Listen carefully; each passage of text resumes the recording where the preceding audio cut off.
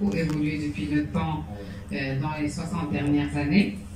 Bon, maintenant parlons d'un avenir proche, c'est-à-dire de ce qui peut arriver et quelle est la continuité des choses par rapport aux dispositifs pédagogiques en se basant sur ces supports technologiques qui deviennent aujourd'hui pas un choix, mais aujourd'hui c'est une contrainte, c'est nécessaire. C'est même indispensable, c'est-à-dire on ne peut pas aujourd'hui dire est-ce qu'on va faire un pas en arrière par rapport à ces aspects, comment on va se retrouver. Bon, maintenant, c'est sûr qu'on doit tracer un nouveau modèle pédagogique. Je crois que tous les collègues ont été d'accord pour dire qu'il s'agit aujourd'hui d'une nouvelle configuration du système d'enseignement supérieur. Le ministère de tutelle est en train de travailler d'arrache-pied dans ce sens pour aller dans le sens de se baser en termes de réforme pédagogique sur l'utilisation et l'usage de tout ce qui est technologie d'information et de communication. Mais ce sont des choses qui ne sont pas faciles. Vous l'avez dit également, professeur Ndabi, il y a des problèmes de culture, il y a des contraintes aussi de moyens, il y a des contraintes aussi de ressources. Quand on dit moyens humains et financiers, il y a aussi le problème aussi de l'institutionnalisation de ce genre de dispositif dans les universités, parce qu'il faudra quand même qu'il y ait des structures dédiées, vous l'avez bien dit. Aujourd'hui, on ne peut pas, c'est vrai qu'on a bricolé. Depuis le temps, c'était du bricolage. Après, au moment du Covid, après, bon, on peut dire que les choses commençaient à prendre leur chemin, mais on reste quand même dans le bricolage, dans la mesure où il faudra quand même qu'il y ait des équipes dédiées si on veut aujourd'hui ancrer ces utilisations au niveau des universités. Il faut qu'il y ait des équipes de support helpdesk. Alors, c'est vrai que nous avons au niveau de l'université, on a mis en place des points focaux dans les établissements. Vous êtes d'ailleurs à un point focal par rapport à tout ce qui est enseignement e-learning. Donc on a des points focaux dans les 18 établissements. L'idée c'est justement d'avoir une personne ressource en interne qui est garante un peu du système, parce qu'il faut quand même, à chaque fois qu'on veut faire réussir un dispositif, il faut poser un garant, parce que ça ne peut pas fonctionner comme ça tout seul. Il faut aussi faire du suivi, de l'évaluation, mais aussi au niveau de l'université, nous avons une équipe dédiée pour travailler. Maintenant, l'équipe aujourd'hui présente n'est pas en termes de ressources humaines très suffisante pour la masse et pour l'ensemble, parce que nous sommes une université très grande, nous sommes dans les 140 000 étudiants, 18 établissements, plusieurs doctorants, etc. Et donc, il y a besoin d'étoffer l'équipe encore plus et de pallier à ces problèmes de moyens. Alors, il y a aussi le volet qui est relatif au cadre juridique. Peut-être que ça n'a pas été annoncé tout à l'heure, mais à un moment donné, il n'y avait pas d'assise juridique en tout ce qui est formation e-learning. Du coup, au moment où il n'y a pas de cadre juridique, d'abord, ce n'est pas une obligation. Deuxième chose, il n'y a pas de reconnaissance par rapport à ce qui s'enseigne. Donc, au moment où il n'y a pas de reconnaissance, on ne donne pas de crédibilité aux enseignements. Alors, il y a un an de cela, quand même, ça a été légiféré. Il y a des textes de loi qui sont sortis pour légiférer, mais c'est tout récemment.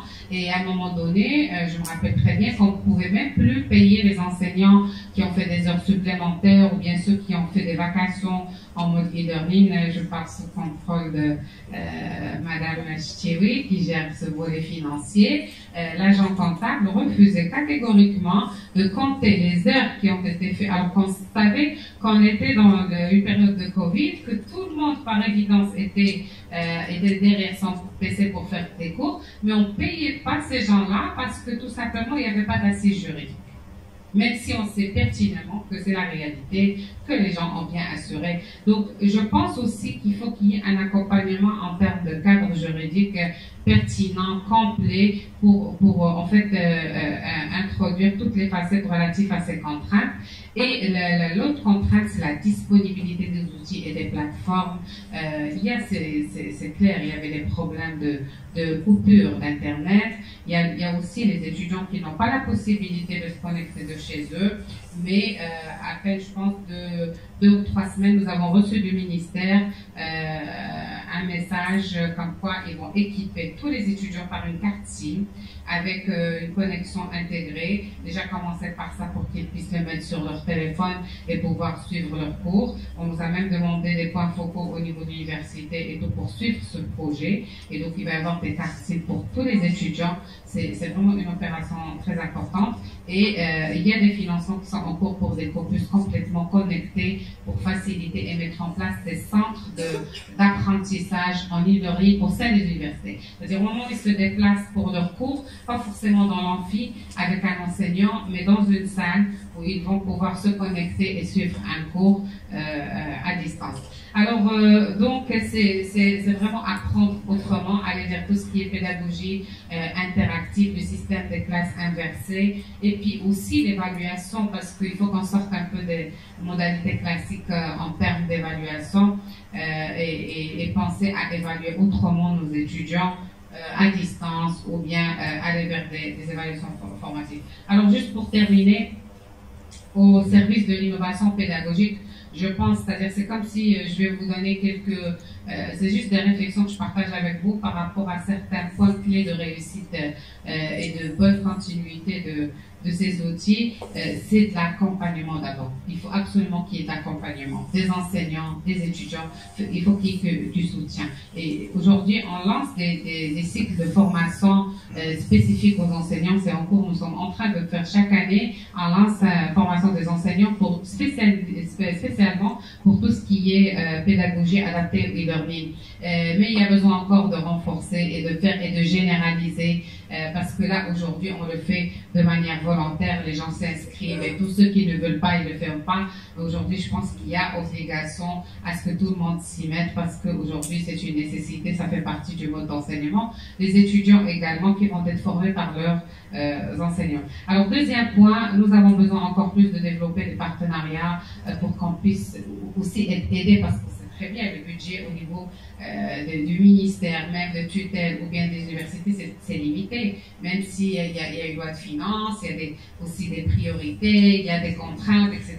Donc il y a besoin de s'appuyer sur des partenaires, sur l'écosystème pour pouvoir résoudre la problématique financière. Alors, et puis développer tout ce qui est validation des acquis professionnels ou de l'expérience à travers ces modalités de e-learning, parce que c'est un nouveau mode d'enseignement qu'on peut faire au niveau national ou international qui vont pouvoir aider. Dernier point, et il a bien dit monsieur le professeur qui nous vient du conseil, c'est de développer des indicateurs d'évaluation parce que c'est comme ça qu'on peut avancer et qu'on peut développer nos modes d'enseignement et de formation. Voilà, merci, je ne voulais pas rajouter. Merci, donc j'ai demandé peut-être à chacun des intervenants de prendre plus de 5 minutes pour conclure et on va poser la question à ce collègue professeur Jennifer. Je reprends le tour de table comme on l'avait démarré au départ, un peu la vision d'avenir, comment elle voit les choses, et au niveau des États-Unis, comment elle voit les choses évoluer dans l'avenir en ce qui concerne cette question d'introduction des TIS.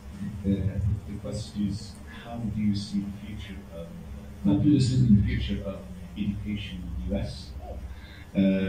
Bearing in mind what's happening around in terms of, we have native digital natives, we have all these, and we have people who are really into technology. So what will the changes, what kind of changes will take place, and what do you think about the future of education, and particularly higher education in the US? Glad to come here and represent my people. Yeah, I feel like technology in education, higher education, K-12 education, is always too late. It's always behind the times. It's never what is being widely used. My 12-year-old son is what they call a digital native, right? And he probably would have a lot, well, he does have a lot to teach me about using technology. And so in some ways I find it ironic being a 40-something-year-old woman up here on a panel talking to younger people about technology. Where do I get off? And so some of the really fascinating things that are happening, whether they take off, I don't know, I'm not prescient, but are virtual classrooms, and not just online classrooms, but actually classrooms in a virtual environment where you create an avatar, a student avatar, and you go into the classroom and you interact with other students in a seemingly very real and live environment. Yes, right, yeah, so you interact, so bigger than Zoom. I think that's a possibility. I mean, you can imagine all kinds of possibilities. The dissolution of disciplinary boundaries, the dissolution of university boundaries, and I don't know how governments and policymakers continue to advance regimes of accountability under that kind of system. In terms of research, just as technology is always behind, I think research is always behind. I think it's always too late. Anytime we sit down to do a study, we have an excellent study presented here, and the interviews were conducted maybe a year ago. More? Yeah. 1 year. Yeah. And so the question is, were you the same person you were yesterday? Will you be the same person tomorrow? Yeah. Maybe. And maybe some things are stable, maybe some things are not. I think COVID has taught us that a lot of things change and can change rather rapidly. So how does research keep up? How does research change? These are questions that Thank you very much. Il a soulevé un point dont elle a élaboré. Donc le point, c'est que l'utilisation de la technologie dans le domaine de l'éducation a pris du retard par rapport au progrès de la technologie elle-même.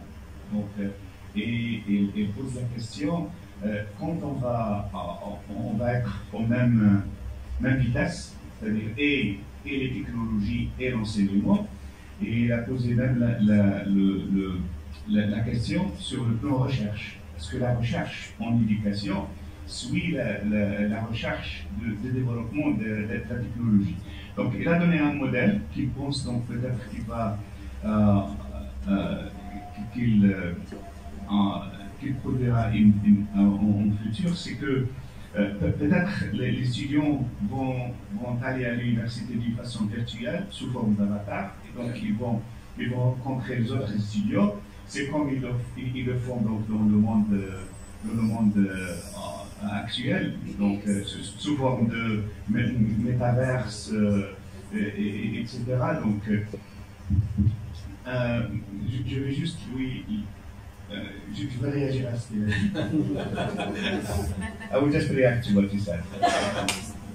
So it's not research that blocks the thing, it's education, because it's the most conservative enterprise in all the... I'm a man of education. No, it's the education, the people of education themselves, because in order to change something, we need experimentation, and we need the experimentation of that experimentation and the feedback, and it takes time. So we don't change on the spot until we know we can predict already the results, and that's really difficult. So that's why it takes time. That's under what particular understanding? Yes. Yeah. Merci, professeur.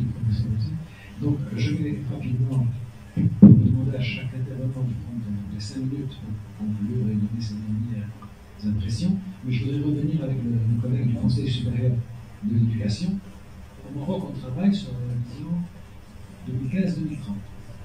Je pense que 2030, c'est fini en termes de vision en 2030.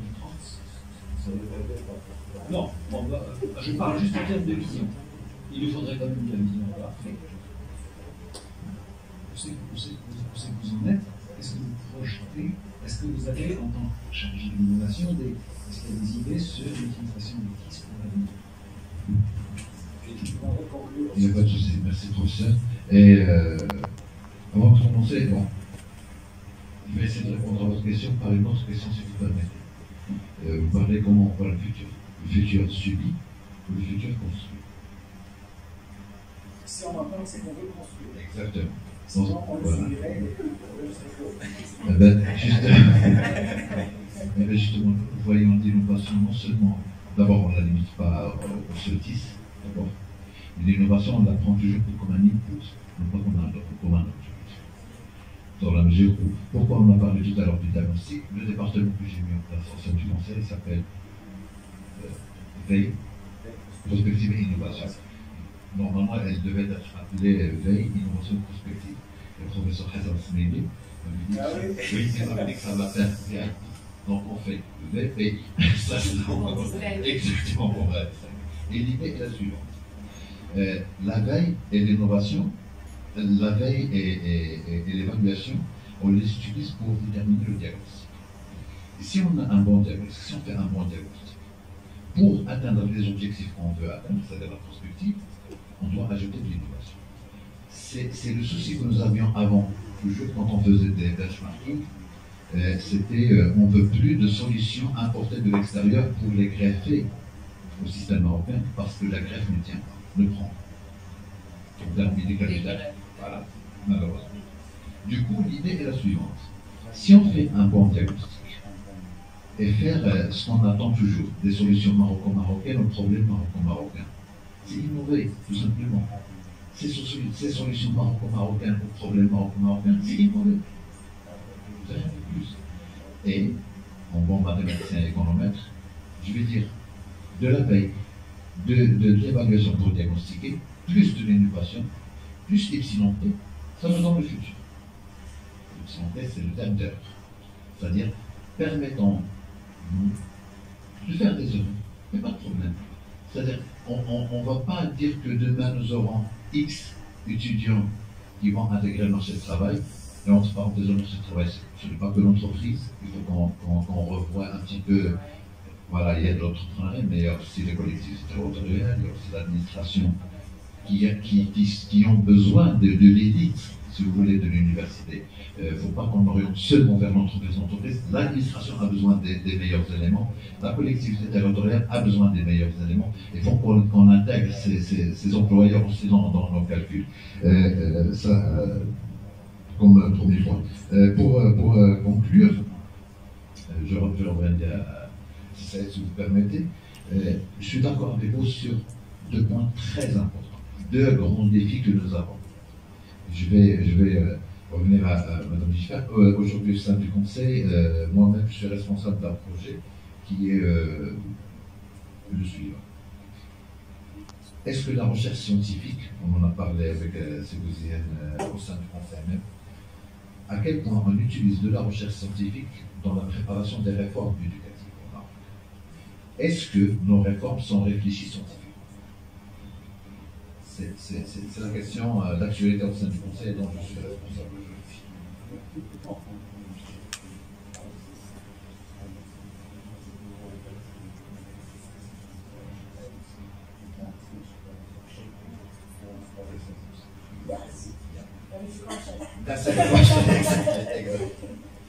Et je vais rebondir sur ce qu'a dit Sindali, dont je suis parfaitement d'accord.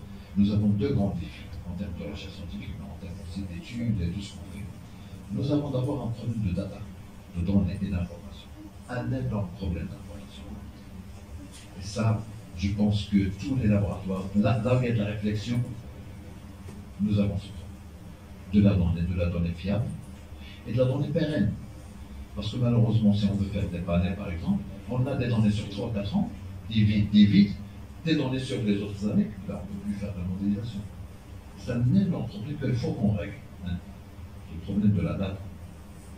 Deux, nous avons un autre problème, vous l'avez soulevé tout à l'heure, qui est l'harmonisation des définitions, des référentiels. Est-ce qu'on parle tous le même langage? Je peux utiliser un indicateur, on sait par exemple pour dans national d'évaluation, mais que le ministère va dire non, ce n'est pas la même définition que les avancées d'indicateurs. L'auto d'abondement, par exemple, ou l'auto d'inscription, taux de scolarisation, vous l'utilisez en taux brut, nous c'est le taux net. Et il y aura toujours un décalage entre nous. Il faut qu'on se mette d'accord, communauté. Exactement. Il faut qu'on pense à la cohérence des concepts, des références, pour avoir justement la cohérence des politiques publiques. Merci beaucoup. C'est des remarques extrêmement importantes. Je pense que tout le monde a été confronté à un moment ou à un autre quand vous adressez. Je reconnais que c'est une question très importante. Je garde quand même l'idée importante de faire des recherches sur notre système avant de recherche de caractère scientifique. C'est de la réflexion, c'est se regarder. Ouais, C'est ce qu'on appelle la réflexion. Voilà. Donc, je vais donner la parole à notre collègue du CNRST pour une réaction de 5 minutes aussi, avec une conclusion. Merci, monsieur Thierry.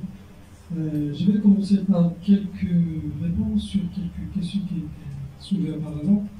Donc, la question de l'information. C'est Saïd, c'est Hicham. L'information est cruciale. Malheureusement, le problème il est lié à la transparence au Maroc. Ça ne touche pas vraiment l'administration centrale, ça touche même les entreprises privées. Donc, partout, il y a un problème de transparence. Le problème, vous savez que j'ouvre une parenthèse parce que ça a évoqué l'étude qui a été menée par Mme Mansouri. Et j'étais sur la tête du département de statistique. Le problème que j'étais à la fois, c'était la discussion avec Mme Mansouri, j'étais dans une situation très délicate. Je suis en tant que enseignant-chercheur. Donc, chercheur, pour moi, la transparence est cruciale, mais en même temps, je suis administratif qui suit ce qu'on appelle le temps politique, pas le temps scientifique, parce qu'il y a un décalage entre le temps scientifique et le temps politique. Qu'est-ce que ça veut dire? Ça veut dire qu'on fait l'étude d'ailleurs, le taux d'abandon avec les référentiels, les nomenclatures et tout, on l'avait en 2015 au ministère. Jusqu'à aujourd'hui, on n'a pas publié ces données, juste les données de la licence ont été publiées, vous savez tous, sur lesquels on a élaboré le bachelor. C'est juste ça. D'ailleurs, j'ai discuté tous les résultats avec Mme Mansouri au bureau. Je lui ai montré même le document, mais j'ai dit, vous ne pouvez pas avoir le document. Pour la simple raison, c'est pas moi, c'est le secret administratif. Je dois donner à monsieur le politique, et lui, il a un temps bien précis pour lequel il va utiliser ces données. Et d'ailleurs, la licence, depuis 2016, elle a été utilisée en 2018. Actuellement, on a l'évaluation des UST, l'ENSA, l'FST, et je peux vous dire les catastrophes du système qu'on a, ils sont dans un document. Mais je suis sûr qu'à un certain moment, le temps politique va donner la possibilité à ce genre de ce décalage pour un chercheur et étudier les scientifiques. C'est pour cela que j'ai quitté l'administration centrale. Il n'y a pas de décalage. Non. Bon, il y a les systèmes qui ça marche, les systèmes qui sont bien, les systèmes, mais il y a des choses sur lesquelles on devrait bâtir. D'ailleurs, les gens, on sait souvent en discussion des choses. La stratégie était basée d'une partie, si vous voulez, sur l'ensemble des différences du système. Parce que eux, l'INE, ils ont pas mal d'éléments. Et ça, c'est pas juste au niveau de l'administration centrale. Au niveau de l'université, il y a un problème, il y a un projet qui a eu un échec, malgré que les gens aujourd'hui disent que non, ça commence à bouger. Un projet. Les gens savent qu'un projet, c'est un système qui devrait changer l'information entre l'université et l'administration centrale de façon automatique et entre les universités. Donc on peut voir l'information quand on veut et à partir de ce système, on peut dire ce qu'on appelle le BI, les business intelligence, c'est-à-dire des tableaux de bord, etc. Malheureusement, jusqu'à aujourd'hui, je sais que Casa est avancé, Casa surtout, Casa Inchak, je pense. Là, Casa Mohamedi était avancé par rapport à Inchak. Maintenant, Casa, l'université est avancée, il y a Knetra, mais croyez-moi qu'il y a des universités qui travaillent jusqu'à aujourd'hui sur Excel et il fait copier-coller dans un projet. Pourquoi, à votre avis? Parce qu'il y a une réticence, il y a une résistance au changement. Et là, je suis tout à fait d'accord. C'est le contrôle de l'information, le contrôle du système, parce que la transparence, c'est, si vous voulez, la reddition des comptes, c'est beaucoup de choses qui attrapent ça. Donc, ça, c'est un point à soulever. Souvent, quand on parle d'information, donc il faut mettre dans la tête qu'il y a cette notion du temps politique. Je suis tout à fait d'accord, ils ont ces raisons. Parce qu'ils ne peuvent pas diviser tout et par la suite, à un certain moment, si le ministre dit entamer et réforme, et ben, les informations sont déjà divisées. Et j'aimerais, avant de finir, revenir à un élément crucial. Quand on parle d'éthique, moi personnellement, je divise les choses en deux. L'accompagnement d'étudiants avec l'éthique, ça c'est extraordinaire. Ça c'est ne pas avoir que des gains, ne pas avoir que des impacts très bénéfiques. L'accompagnement. Par contre, l'enseignement à distance, ça c'est autre chose. Ça, il faut le bien travailler. L'enseignement à distance, ce n'est pas un cours en ligne. On ne peut pas prendre un cours et on le met en ligne. Et ça, ce qui a été bien dit par les collègues, donc il y a l'organisation du temps, la charge du travail. Il y a même la discussion du groupe. Vous savez, l'environnement dans l'université, quand on rentre, il y a des bibliothèques, il y a une discussion avec les enseignants, une discussion avec les collègues, les pairs, etc. Donc, ça, c'est un environnement stimulant d'apprentissage. On ne peut pas le retrouver si on n'élabore pas un cours qui est bien fait en ligne. Et ça, c'est la difficulté numéro 2. Je reviens à la difficulté numéro 1, c'est l'autonomie de l'étudiant. Ça, c'est très crucial. Sans l'autonomie de l'étudiant, on va perdre, si vous voulez, l'objectif pourquoi on a besoin de ce genre de cours. Et l'autonomie, malheureusement, ça s'apprend dès l'enfance, dès la garderie. C'est pour cela que le Maroc, maintenant, il investit dans la petite enfance. Parce que le préscolaire, il est crucial. On commence à donner aux enfants, si vous voulez, l'opportunité à construire leur projet de vie dès le départ. Une expérience qui est montrée, modeste au Canada. Mon enfant, il avait 9 mois, il ne parle même pas, il ne bouge même pas. On a commencé à travailler avec lui un projet de vie. C'était extraordinaire de voir la façon dont on pense. Parce que pour eux, le projet de vie, ce n'est pas 9 mois. C'est après à l'université. Mais l'impact, il commence à cet âge-là, moi avant cet âge-là. Pour finir, comment je vois le futur? Bon, personnellement, je dis comme tous les gens qui ne bougent pas et reculent. On est obligé, il n'y a pas de choix. On est dans un système qui est qui est en changement perpétuel. Donc, on n'a pas le choix que d'avancer. Maintenant, comment peut-on motiver, si vous voulez, les parties prenantes? Parce qu'on a un système, comme si ça avait expliqué, l'enseignant, l'administratif, l'étudiant. Je prends l'élément crucial qui est l'enseignant. Malgré les gens essaient de mettre l'étudiant au centre, dans pas mal de systèmes, c'est bien. Je prends le pilier essentiel, c'est l'enseignant. Je pense que la motivation de l'enseignant est cruciale. Malheureusement, les règles, les lois ne permettent pas. L'expérience encore du Canada, l'enseignant, avec sa volonté, c'est pas obligatoire, universitaire, c'était le cas. J'ai pris un cours de l'apprentissage en ligne, et c'était motivant. Pourquoi? Premièrement, on apprend comment aider nos étudiants, parce que pour moi, je ne peux pas voir les grimaces d'un étudiant à travers l'écran, alors que quand j'enseigne, quand je vois les yeux des étudiants, je comprends est-ce qu'ils ont compris ou non. Et là, je peux refaire, je peux changer ma méthode, j'applique la méthode d'apprentissage, etc. Je peux changer les méthodes d'apprentissage. Ces méthodes, je ne peux pas les voir vraiment en ligne. Qu'est-ce qu'ils font? Donc, premièrement, on prend un cours, c'est l'université qui fait la moitié au début. Quand on réussit le cours, on fait la totalité. Donc, pour moi, c'est gratuit, premièrement. Deuxièmement, elle est prise en considération dans l'évolution de l'enseignant. Alors qu'au Maroc, on ne peut pas faire ça. Donc, à travers plusieurs cours, je peux accélérer le parcours de promotion. Ici, non, malheureusement, c'est l'ancienneté, c'est le... Donc, il y a un cadre juridique qui bloque l'ensemble. Je finis avec ça pour les stratégies. Malheureusement, ce que je vois au Maroc en comparaison avec, parce que je suis un spécialiste de politique d'enseignement, est-ce que je suis toujours. Donc, quand on analyse les stratégies des pays, souvent on trouve que les pays développés, ils ont des stratégies qui sont raisonnables, selon les moyens qu'ils ont. Au Maroc, on rêve trop, et parfois on est très loin des moyens qu'on a. Donc c'est pour cela, soyons raisonnables un petit peu. Et bonne chance pour nos étudiants. Merci beaucoup pour cette intervention. Donc, je reviens conformément au tour de table. Professeur Boussier, 5 minutes pour vous donner vos dernières impressions.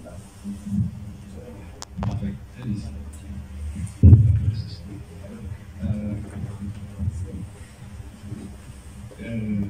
Je réitère quelques idées et je mets l'accent là-dessus. Une des idées, c'est que la pandémie a apporté quelques belles choses, et surtout dans l'utilisation des technologies. Et on doit capitaliser le cumul. Maintenant, je vois que les gens, donc, ils ont oublié la chose, c'est parce que psychologiquement, on a cette idée on a utilisé les technologies juste pour contrecarrer une crise. Maintenant, la crise est presque venue en terme, et du coup, donc, on doit laisser les technologies à côté, on doit aller au modèle ancien, qui n'est pas motivant pour les digital natives. Parce que un enfant maintenant, c'est un enfant qui se réveille, il a la technologie toute la journée, mais cette technologie n'est pas disponible dans son école, et du coup, donc, il y a une rupture de la vie normale. Donc, alors, et je viens, si ça arrive, pour l'appropriation des TIS. Alors, l'appropriation des TIS, donc, c'est un terme qui est technique dans le monde anglo-saxon, les appropriation. C'est pas que seulement avoir les TIS, non.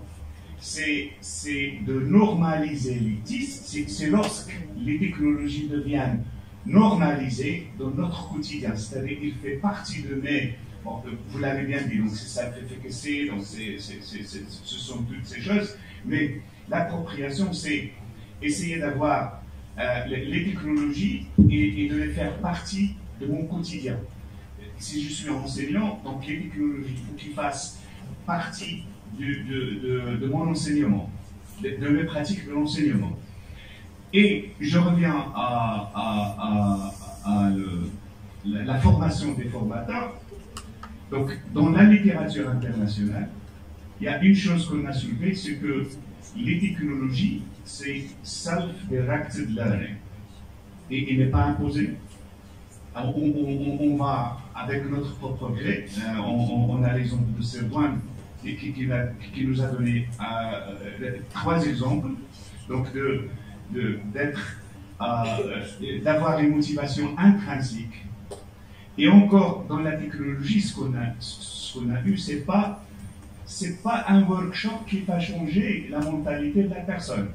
C'est pas un cours de 6 jours qui va changer la mentalité d'une personne. Non. C'est une bataille de longue haleine.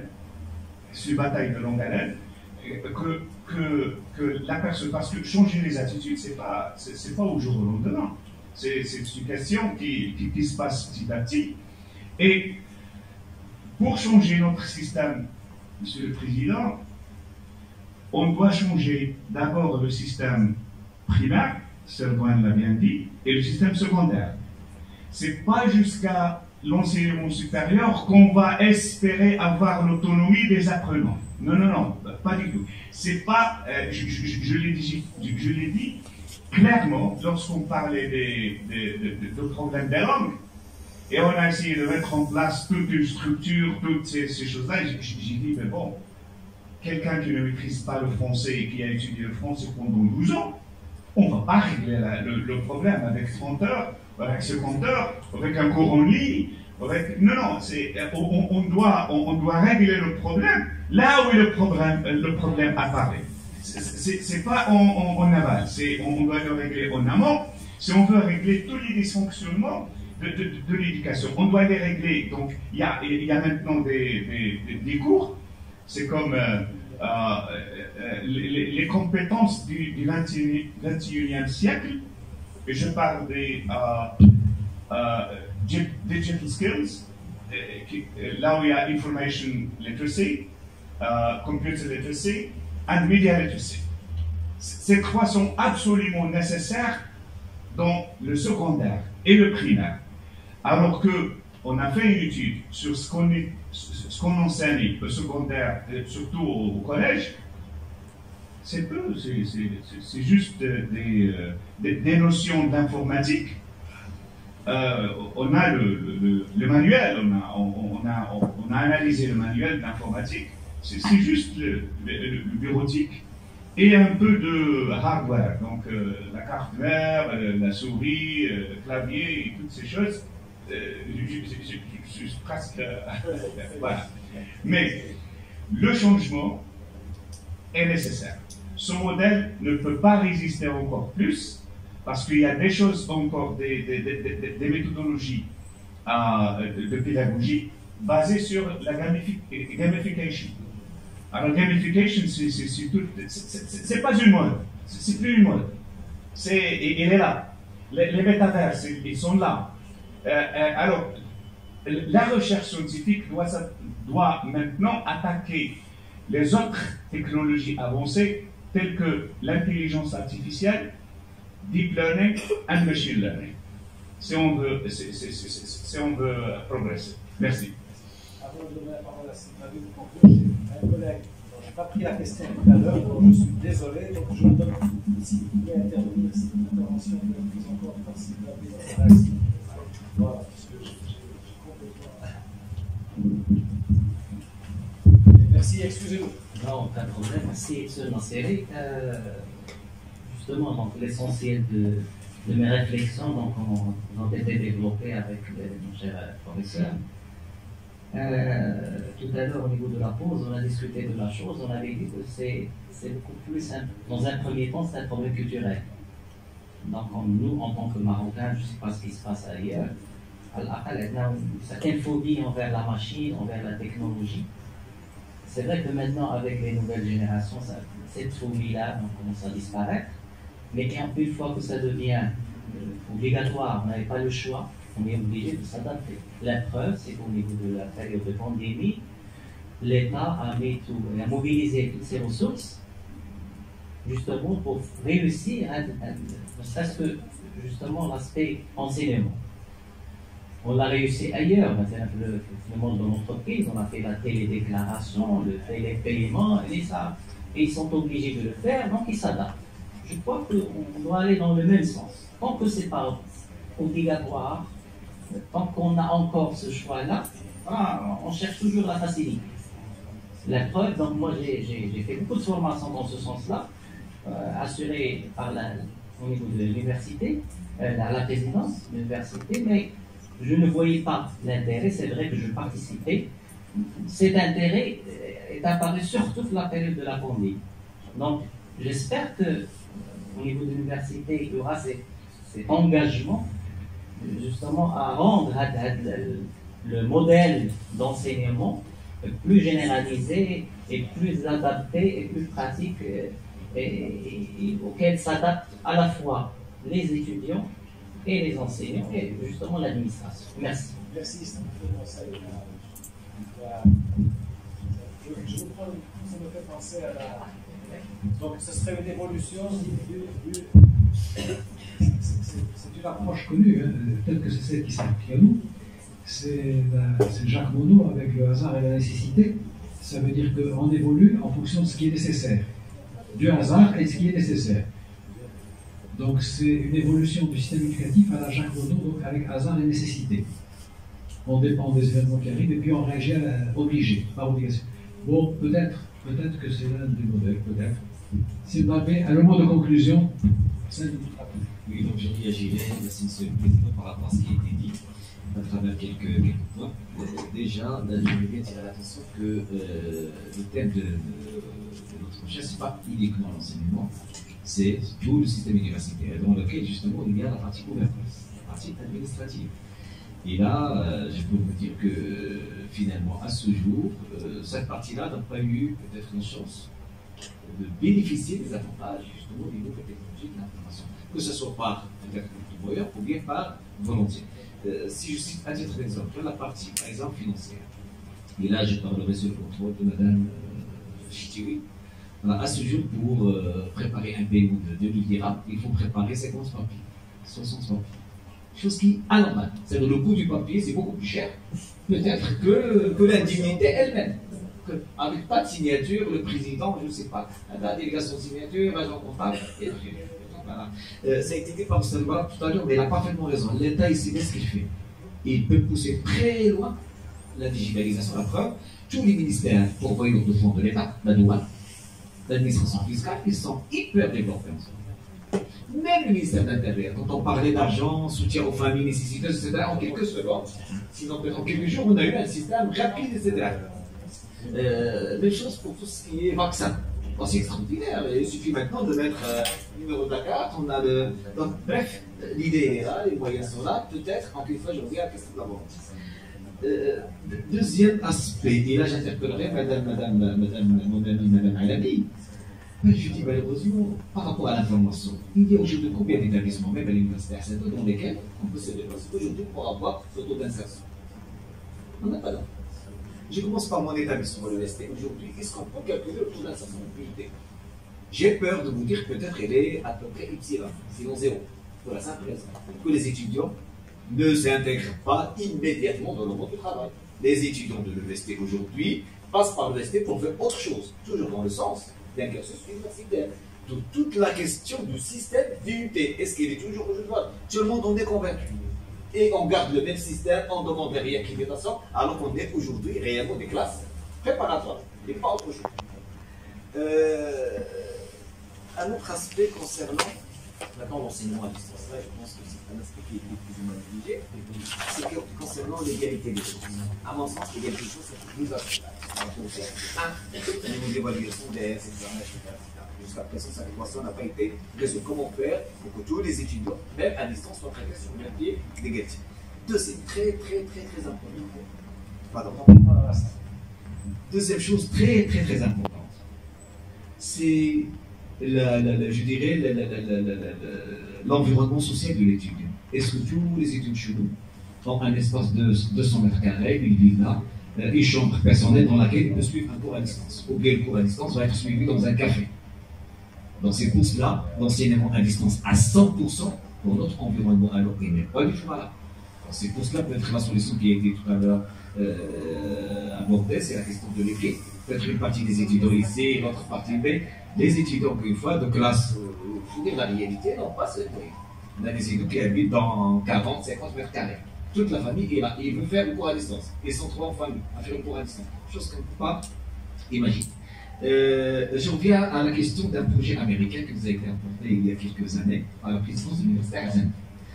Effectivement, j'étais parmi les personnes interpellées, ici même à l'UST, à Paris, on a parlé tout à l'heure de la pause, et sincèrement, j'étais contre. Je lui ai dit courageusement, parce que j'ai posé la question pour laquelle je n'ai pas eu de réponse à ce jour. Qu'est-ce qu'on va gagner? Quand je dis qu'est-ce qu'on va gagner, c'est en termes financiers. Vous me dites préparez un cours à distance, faites ceci, faites cela, mais montrez-moi quel est le gain pour moi. Pour vous, c'est évident. Vous êtes le privé, vous êtes, etc. On va peut-être des capsules de cours, etc. Mais moi, en tant que conseiller, quel est mon gain?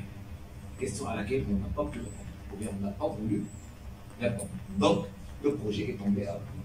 Dernière chose, et j'aimerais bien interpeller l'UST ici pour vous dire que on est très précurseur en matière d'innovation également, etc. La preuve que cette année-là, on a lancé un nouveau département avec beaucoup de résistance. Un nouveau département qui s'appelle INED, Innovation et Entrepreneuriat Digital. Donc on est dedans, alhamdoulilah, et on ira, Inch'Allah. Et merci.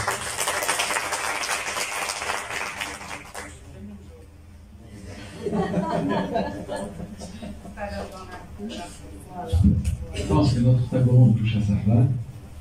J'espère que la discussion a intéressé tout le monde.